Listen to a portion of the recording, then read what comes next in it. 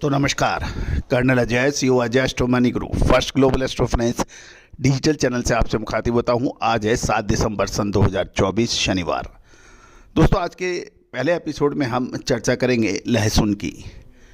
इसमें महत्वपूर्ण खबर यह है कि लहसुन के 330 क्विंटल चाइना का जहरीली लहसुन खाद्य विभाग ने दक्षिण भारत में जब्त किया। दूसरी महत्वपूर्ण खबर ये निकल के आ रही है कि अफगानिस्तान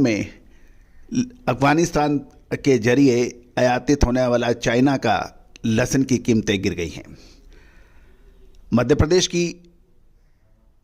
में लहसुन की बिजाई 2.5 से 3 गुना अधिक होने की उम्मीद लगाई जा रही है, जबकि राजस्थान और गुजरात में भी अच्छी लहसुन की बिजाई के समाचार मिल रहे हैं। दोस्तों जानिए पूरी रिपोर्ट विस्तार से। आपको याद होगा हमने आपको लहसुन और प्याज पर जो पहले अपडेट दिए थे वो अक्षर सत्य साबित होते देखे गए हैं। लहसुन ने एक तरफा तेजी साल के दौरान दिखाई। प्याज के अंदर भी सही समय पर तेजी का अग्रिम अनुमान हमने दिया था, जो सही साबित हुआ। दोस्तों लहसुन और प्याज के व्यवसायी अच्छी तरह से जानते हैं कि समय पे माल निकालना और समय पे माल खरीदना कितना आवश्यक है।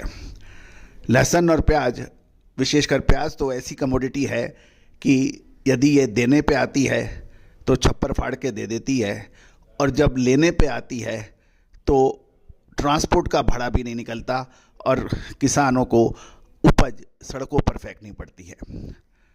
तो दोस्तों सरकार भी बफर स्टॉक बनाने का दावा करती है, लेकिन कुल मिलाकर किसानों को हमेशा कोई अच्छी पैसे नहीं मिल पाते हैं। जब फसल अच्छे पैसे मिलने का समय आता है तो किसानों का कहना है सरकार निर्यात पर अतिरिक्त भार लगा देती है, निर्यात पर रोक लगा देती है, और जब प्याज 50 पैसे 1 रुपये किलो बिकता है तो कोई सामने मदद के लिए नहीं आता। यद्यपि सरकार का प्रयास रहता है कि बफर स्टॉक के जरिए उपभोक्ताओं को सही दामों पर प्याज की उपलब्धता कराई जाए। सहकारी समितियों द्वारा वैन के जरिए उपभोक्ताओं को डायरेक्ट उचित दामों पर प्याज जैसी आवश्यक कमोडिटी उपलब्ध कराई जाए, लेकिन रिजल्ट ढाक के 3 बात। जानिए पूरी रिपोर्ट विस्तार से। साथ साथ हमारी विशेष रिसर्च रिपोर्ट के लिए संपर्क भी कर सकते हैं। दोस्तों सबसे पहले तो छापेमारी में 330 किलो जहरीला लहसुन जब्त किया है तमिलनाडु में। तिरुपुर में खबर निकल के आ रही है कि चीन का जहरीला लहसुन अब भारतीय बाजारों तक पहुंच गया है। दोस्तों ये खबर आज 7 नवंबर को जयपुर पत्रिका के अंदर, राजस्थान पत्रिका में छपी है। इसके मुताबिक तिरुपुर से एक जहरीले लहसुन की खेप बरामद की गई है।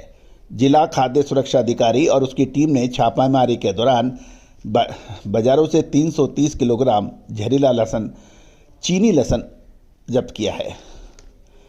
साथ साथ अधिकारी ने त्रिपुरा के पास तेनम्मलपालयम में एक दुकान पर ये छापेमारी की थी, जहां से चीन से आयातित 330 किलोग्राम लहसुन जब्त किया है।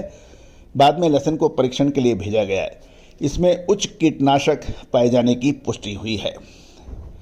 दोस्तों 2014 से भारत में चीनी लहसुन प्रतिबंधित किया गया था, और प्रतिबंध के बावजूद चीनी लहसुन की कालेबाजारी लगातार हो रही है और बाजार में इसे भारतीय लहसुन कहकर बेचा जाता है।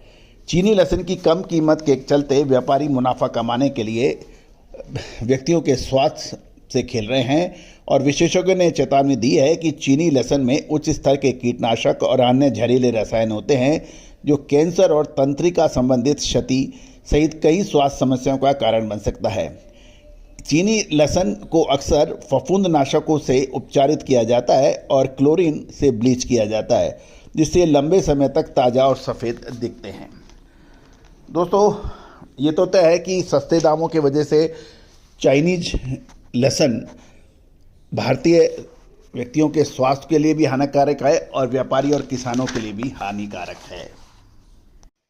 दोस्तों, खबर निकल के आ रही है कि मध्य प्रदेश में नए लहसुन की आवक लगभग जनवरी के दूसरे सप्ताह के आसपास होने की उम्मीद लगाई जा रही है। मध्य प्रदेश के सभी केंद्रों को मिलाकर लगभग 45,000 कट्टा लहसुन की आमदनी यानी आवक के समाचार हैं और भाव 17,000 से 24,000 रुपये प्रति क्विंटल के बताए जा रहे हैं। हाल ही में देखा जाए तो लगभग 8 से 8,500 रुपये क्विंटल की गिरावट दर्ज हुई है। लहसुन के बाजार में पूरे समय साल तेजी रही, जिसका पूर्व अनुमान हमने आपको काफ़ी पहले दिया था। गौरतलब है कि मध्य प्रदेश में अभी भी 15 से 20% लहसुन का स्टॉक बताया जा रहा है। मध्य प्रदेश में लहसुन की खेती शानदार है और ऊटी क्वालिटी लहसुन की बुआई दुगनी हो गई है, जबकि देसी लहसुन की बुआई भी 2.5 से 3 गुना बढ़त के हिसाब से बताई जा रही है। जैसे कि हमने आपको पहले भी बताया कि मध्य प्रदेश में लहसुन की आवक लगातार जारी है और कुछ व्यापारी को यहाँ तक कहना है कि दिसंबर महीने में लहसुन की जो आवक हो रही है वो यदि इस तरह की आवक जारी रही तो लहसुन की दामों में गिरावट होने की और भी संभावना बन सकती है। गौरतलब है कि समय मध्य प्रदेश में मीडियम क्वालिटी लहसुन की कीमतें लगभग 180 रुपये प्रति किलो थी, जो घटकर अब 130 रुपये प्रति किलो तक आ गई है और अच्छी क्वालिटी की कीमत 160 से 170 रुपये की भाव की उम्मीद है। गौरतलब है कि जैसे जैसे आवक बढ़ेगी और ये समान रहेगी तो भावों के अंदर फर्क पड़ सकता है। तक राजस्थान में गुजरात के लहसुन की फसल की बात कर रहे हैं, ये पिछले साल के बराबर या कुछ अधिक होने की संभावना बन रही है। गौरतलब ये भी है कि साल ठंड देर से आने के कारण सीजन देर से आया और नई आवक में 10 से 15 दिन की संभावना लेट की हो सकती है गुजरात की फसल की। सौराष्ट्र का लहसुन तो फरवरी अंत या मार्च से पहले नहीं आएगा, ऐसा कुछ कहना है व्यापारियों का। खबर ये निकल के आ रही है कि लगातार 11 महीने औसत से अधिक तापमान रहा है। साल 2024 में अक्टूबर में टूटे सभी रिकॉर्ड और तापमान रहा करीबन 2 डिग्री ज़्यादा। गौरतलब है इससे फसलों पर काफ़ी प्रभाव पड़ता है। खबर यह भी निकल के आ रही है कि साल 2024 में भारत में औसत न्यूनतम तापमान 11 महीनों से तक सामान्य से अधिक बना रहा। जुलाई, अगस्त, सितंबर और अक्टूबर के महीने ऐसे रहे जबकि देश में उच्चतम औसत न्यूनतम तापमान अनुभव किया गया। अक्टूबर में तो सभी पिछले रिकॉर्ड टूट गए हैं और जबकि सामान्य से 1.78 डिग्री सेल्सियस अधिक औसत का न्यूनतम तापमान दर्ज किया है, जो पिछले 123 सालों में सबसे अधिक रहा है। मार्च महीने को छोड़कर साल 2024 में भारत के पहले 11 महीनों में से 10 महीने न्यूनतम तापमान 1901 में तापमान दर्ज किया जाना शुरू किया। ये ध्यान दीजिएगा कि 1901 में सबसे पहले तापमान दर्ज किया जाना शुरू हुआ था, उसके बाद शीर्ष 10 उच्चतम तापमानों में रहा है। लेकिन मार्च का महीना भी सामान्य महीना नहीं था और मार्च का औसत न्यूनतम तापमान भी सामान्य से 0.43 डिग्री सेल्सियस था। दिसंबर की बात करें जो मौजूदा चल रहा है, IMD का अनुमान है कि दिसंबर 2024 में भी देश के अधिकांश हिस्सों में सामान्य से अधिक न्यूनतम तापमान रहने की संभावना है। इससे एक और रिकॉर्ड बन सकता है। भारत में से 4 में से 3 क्षेत्रों में उत्तर पश्चिम भारत, मध्य भारत और दक्षिण प्रायद्वीप भारत में 123 वर्षों में अक्टूबर माह के उच्चतम औसत न्यूनतम तापमान दर्ज किया गया। वहीं पूर्वी और पूर्वोत्तर भारत में अपना तीसरा सबसे अधिक औसत न्यूनतम तापमान दर्ज किया गया। उत्तर पश्चिम भारत में अक्टूबर में सबसे अधिक विसंगति दर्ज हुई, जबकि औसत न्यूनतम तापमान सामान्य से लगभग 2.25 डिग्री सेल्सियस से अधिक था। दोस्तों, ये जानकारियाँ इसलिए देना जरूरी है क्योंकि जैसे तापमान बढ़ेगा या यदि तापमान दिसंबर में नहीं गिरा तो फसलों पर विपरीत प्रभाव पड़ेगा। और यही वजह है कि हम लोग अक्सर आपको तापमान और बरसात के ऊपर अपने अग्रिम अनुमान देते हैं। आपको याद होगा कि हमने आपको एक अग्रिम अनुमान दिया था लगभग 1.5 महीने पहले कि जलीय राशि में सूर्य, मंगल और राहु का होना तापमान अधिक दिखाता है और इसका पूर्व अनुमान हमने आपको सबसे पहले दिया था। दोस्तों, भारतीय अनुसंधान पद्धति यानी फाइनेंशियल एस्ट्रोलॉजी हमेशा से ही मौसम और तापमान पर अपना रुख देती आई है, जो अक्सर सही साबित होता है। मंगल ग्रह जलीय राशि में अभी काफ़ी समय रहने वाला है। मौजूदा समय में दिसंबर महीने में सूर्य का भी जल राशि में यानी वृश्चिक में आ जाना तापमान वृद्धि के संकेत देता है। इससे फसलों पर नकारात्मक प्रभाव पड़ता है।